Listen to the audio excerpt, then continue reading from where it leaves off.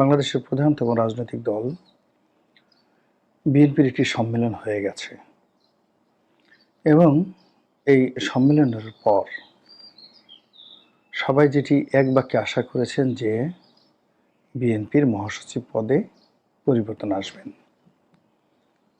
এবং এখানে সঙ্গত কারণেই দীর্ঘদিন ধরে জনাব সালাউদ্দিন সাহেবের নাম আসছে। তিনি জনাব তারেক রহমানের গুড বুকে আছেন, যথেষ্ট নির্যাতন ভোগ করেছেন, দেখতে খুবই সুন্দর, তার নির্বাচনী এলাকায় যথেষ্ট জনপ্রিয়, লেখাপড়া জানা, একটা সময় বিশেষ কর্মকর্তা ছিলেন, এমপি ছিলেন, মন্ত্রী ছিলেন এবং লেখেন ভালো, কথা বলেন ভালো। তো কাজেই তিনি দলের মহাসচিব হবেন, এটা নিয়ে দলের মধ্যে দ্বিমত করার কোন মানুষ আমি দেখছি না। দলের যারা সিনিয়র নেতৃবৃন্দ রয়েছেন, মির্জা আব্বাস কিংবা গয়েশ্বর বাবু, তারা এখন যেখানে রয়েছেন সেখানে তারা হ্যাপি। তাদের বয়স হয়েছে এবং তারা জীবন সামনে এসে কেবলই চাচ্ছেন যে তাদের মামলা মোকদ্দমাগুলো নিষ্পত্তি হোক এবং মৃত্যুর আগে বিএনপি ক্ষমতায় আছে এই দৃশ্যটা তারা দেখতে চান এবং বড় জোর যদি তারা জীবনের শেষ প্রান্তে এসে ভালো কোনো মন্ত্রণালয়ের দায়িত্ব পান, এটি দলের প্রতি কৃতজ্ঞ। এর বাইরে যিনি বর্তমান মহাসচিব আছেন তিনি আপাত মস্তক ভদ্রলোক মানুষ, দীর্ঘদিন ধরে দায়িত্ব পালন করছেন, তার শরীর ভালো নয়, স্বাস্থ্য ভালো নয় এবং বিএনপির জনাব রুহুল কবির রিজভী সহ অনেকের সঙ্গে তার একটি মনস্তাত্ত্বিক দূরত্ব রয়েছে। এই কারণে তিনি এই পদ ছেড়ে সাধারণ একজন সদস্য হিসেবে কাজ করার জন্য অতিমাত্রায় আগ্রহী। তিনি একাধিকবার পদত্যাগের কথা চিন্তা করেছেন, হয়তো দলীয় হাইকমান্ডের সঙ্গে আলোচনা করেছেন, কিন্তু দেশের সার্বিক পরিস্থিতি, বিএনপির দুরবস্থা এবং তারেক রহমান সাহেবের অনুপস্থিতির কারণে মির্জা ফখরুল সাহেবকে আসলে বাদ দেওয়া সম্ভব হয়নি বা তার পদত্যাগ গ্রহণ করা সম্ভব হয়নি।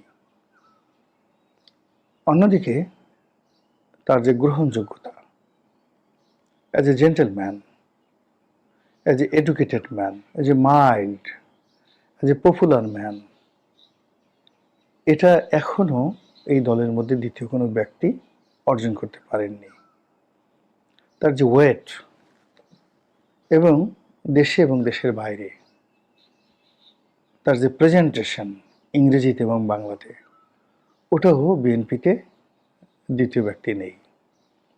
ফলে সালাউদ্দিন সাহেবের যে যোগ্যতা, এটির একটা আলাদা ডাইমেনশন, আর মির্জা ফখরুল সাহেবের যে যোগ্যতা, এটি আলাদা ডাইমেনশন।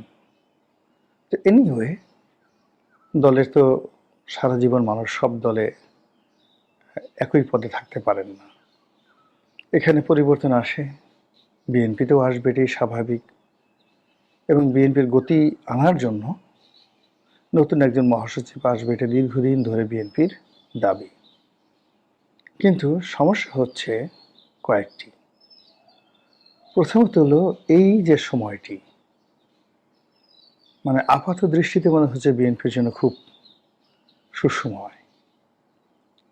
বিএনপির কিছু লোক চাঁদাবাজি করছে, কিছু লোক সরকারি পদ পদবি দখল করে ফেলেছে, কিছু লোক ব্যবসা বাণিজ্য শুরু করে দিয়েছে, কিছু লোক স্বপ্ন দেখা শুরু করেছে, অনেকে যারা মন্ত্রী হবেন, এমপি হবেন, তারা সাফারি স্যুট, জিয়া স্যুট যেটিকে বলা হয় সেটি, তারপর নতুন রেবন চশমা, নতুন জুতো কেনা শুরু করে দিয়েছেন।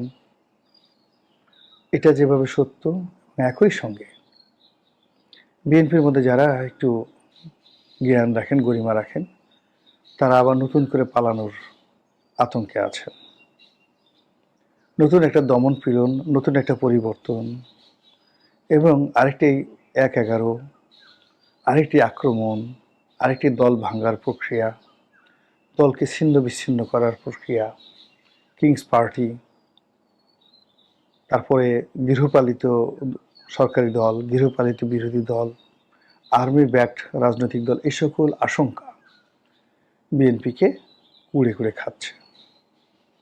দ্বিতীয়ত, বিএনপির যিনি সুপ্রিম লিডার এই মুহূর্তে জনাব তারেক রহমান, তিনি দেশে নাই।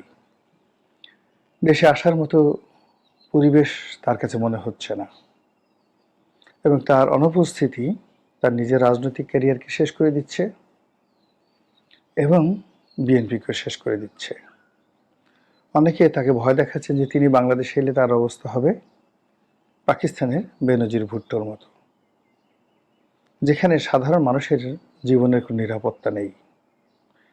সেখানে বিএনপির শীর্ষ নেতা তিনি এলেন, এয়ারপোর্টে 1 কোটি লোক উপস্থিত হলো, মিছিল করে বাসায় দিয়ে গেল, এরপরে একটা মব হলো, একটা ঘটনা ঘটলো। অথবা তিনি সদল বলে চট্টগ্রামে গেলেন, সিলেট গেলেন, তারপর বরিশাল গেলেন, এই যাত্রাপথে একটা দুর্ঘটনা ঘটল। এর কারণ হলো থানা, পুলিশ, প্রশাসন কোনো কিছুর মধ্যেই এখন আর বিশ্বাসযোগ্যতা নেই, নিয়ন্ত্রণ নেই। ফলে বিএনপি যদি তারেক রহমান বিহীন হয়ে যায়, তারেক রহমানকে মাইনাস করা যায়,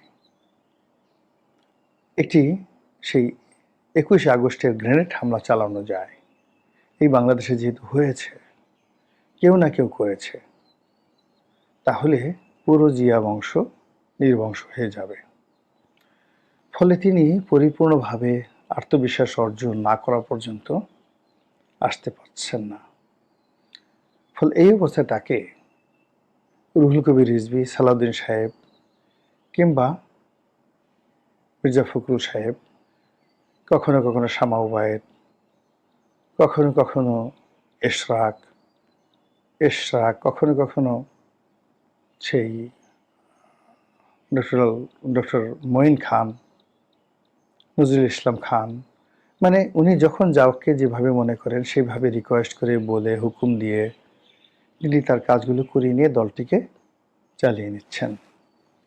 কিন্তু তার যখন উপস্থিতি অনিবার্য, তখন সেখানে একটা কালেকটিভনেস চলে আসবে।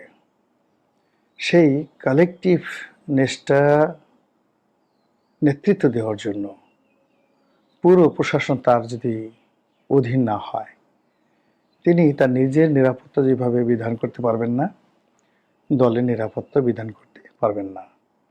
ফলে তার অবর্তমানে সেই দীর্ঘদিন ধরে দল যে বিপদে ছিল, সেই বিপদটি বর্তমান জমানাতে এসে 100 গুণ বেড়ে গেছে। এর কারণ হলো আওয়ামী লীগ জমানাতে বিএনপি সবাই দৌড়ের উপর ছিল, দুর্নীতি অনিয়মের অভিযোগ তোলার সময় ছিল না, জীবন বাঁচানো যেখানে তাদের জন্য ফরজ ছিল। তো কাজেই তারেক রহমান সাহেব লন্ডনে, চাঁদের দেশে, না ইরানে, না তুরানে, এটি নিয়ে কোনো প্রশ্ন আসেনি। কিন্তু এখন অনেকগুলো বিষয়ে বিএনপিকে দায়িত্ব নিতে হচ্ছে, এবং সেই দায়িত্ব এবং কর্তব্যের জায়গা থেকে বিএনপি পেরে উঠছে না। ফলে বিএনপিকে জালেম, বিএনপিকে চাঁদাবাজ, আর অনেক গালাগাল দেওয়ার সুযোগ বিএনপির কর্তৃপক্ষরা পাচ্ছে। এরই মধ্যে বিএনপির সম্মেলন হলো, নতুন মহাসচিব আসবে, কিন্তু এখানে দেখা গেল যে 3 জন নাকি নতুন মহাসচিব দেয়া হবে। এই অভিনব সিদ্ধান্তটি বিএনপির জন্য আত্মঘাতী হয়ে পড়বে। কোন অবস্থাতেই কাজটি করা ঠিক হবে না। বিএনপিকে যারা তেল মারছে, তারেক রহমান সাহেবকে যারা তেল মারছে, তাদের কথা আলাদা। যারা এটিকে বলছে একটা ডাইনামিক সিদ্ধান্ত, মানব জাতির ইতিহাসে এরকম সিদ্ধান্ত আর কখনো হয়নি, এই সিদ্ধান্তের ফলে বিএনপি অমরত্ব লাভ করবে, এই সিদ্ধান্তের ফলে তারেক রহমান সাহেব বিশ্ব নেতা হয়ে যাবেন, এই সিদ্ধান্তের ফলে বিএনপি তর করে ক্ষমতার একেবারে চূড়ায় পৌঁছে যাবে, এর একটাও সত্য নয়। 3 জন মহাসচিব হওয়ার সঙ্গে সঙ্গে বিএনপি 3টি ধারায় বিভক্ত হয়ে যাবে। কেউ কারো কথা শুনবেন না, এমনকি তারেক রহমান সাহেবের কোনো নিয়ন্ত্রণ থাকবে না। এবং এই যে প্রশাসনিক, যে আন্তর্জাতিক বা যেইভাবে তারা ভাগ করছে, এমনিতেই বিএনপির অনেক নেতাদের সঙ্গে মুখ দেখাদেখি বন্ধ। মির্জা ফখরুল ইসলাম আলমগীর, তার সঙ্গে রুহুল কবির রিজভী, সাদেক হোসেন খোকার ছেলে ইশাকের সাথে মির্জা আব্বাস, মির্জা আব্বাসের সাথে নবিউল্লাহ নবী, এরপর আরো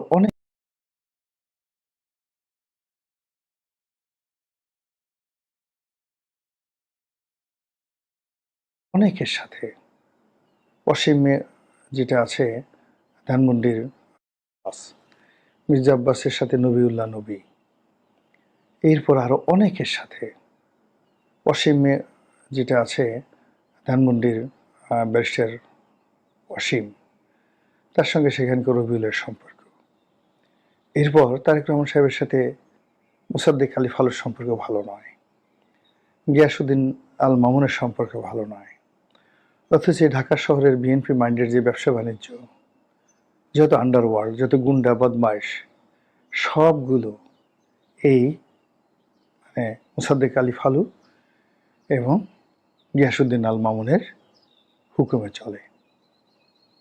তো কাজেই এখানে জনাব তারেক রহমানের অনুপস্থিতিতে পুরো আন্ডারওয়ার্ল্ড, এই আন্ডারওয়ার্ল্ড নিয়ন্ত্রণ করছে বিএনপি। আর বিএনপির যারাই আন্ডারওয়ার্ল্ডের নেতৃত্বে আছে, তাদের সঙ্গে তারেক রহমানের কোনো সম্পর্কই নেই। তো বুঝতে পারছেন যে কি ধরনের একটা ভয়াবহ গেম চলছে।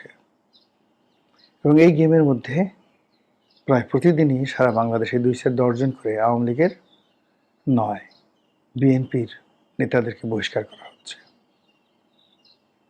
এবং এই অবস্থাতে যদি 3 জন মহাসচিব আসে, তাহলে ত্রিচক্রে ভগবান ভূত যে প্রবাদ বাক্য রয়েছে, সেই প্রবাদ বাক্যের মতো হয়ে যাবে। কিংবা ওই যে ত্রিশূল, শিবের হাতে যে ত্রিশূল, এই ত্রিশূলের যে ভয়ঙ্কর পরিণতি, এরকম 3 জন মহাসচিব 3টি ত্রিশূল হয়ে এই দলকে বিপদের মধ্যে ফেলে দেবে। এই দলের একজন ক্ষুদ্র সমর্থক হিসেবে, কর্মী হিসেবে, কোনো রকম স্বার্থের কথা চিন্তা না করে এই কথাগুলো বললাম। যারা শোনার তারা শুনবেন, আর যারা শোনার নয় তারা শুনবেন না।